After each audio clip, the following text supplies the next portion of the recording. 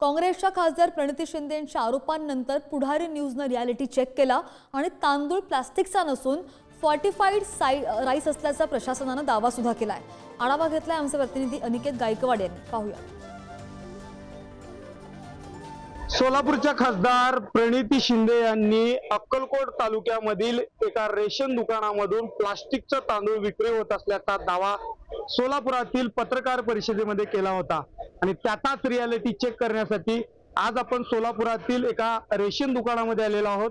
आपण जर पाहायला गेलं तर या रेशन दुकानामध्ये अशा प्रकारचं तांदूळ आहे आणि या तांदळाच्या माध्यमातून जो पांढऱ्या कलरचा तांदूळ आहे तो पांढऱ्या कलरचा तांदूळ जो आहे तो फोर्टिफाईड राईस असल्याचा दावा जो आहे तो सोलापुरातील पुरवठा अधिकाऱ्यांकडून करण्यात आलेला आहे।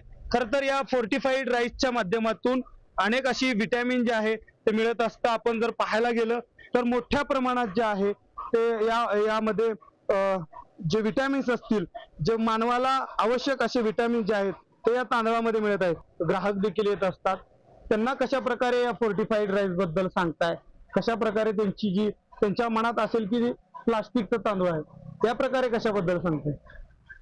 आम्हाला रेशन दुकानात येऊन ग्राहक विचारतात की हे जे तांदूळ आहे पाण्यामध्ये आम्ही भिजवल्यानंतर तरंगतंय ते तांदूळ प्लास्टिकचा आहे का? तर आम्ही त्यांना सांगतो की हे प्लास्टिक तांदूळ नाही आहे। येणाऱ्या काळामध्ये या दाव्यानंतरनं आता प्रतिदावे कशा प्रकारे केले जाऊ शकतात हे देखील पाहणं महत्त्वाचं ठरणार आहे। कॅमेरा पर्सन ऋत्विक सोनकांबळे सह अनिकेत गायकवाड, पुढारी न्यूज, सोलापूर।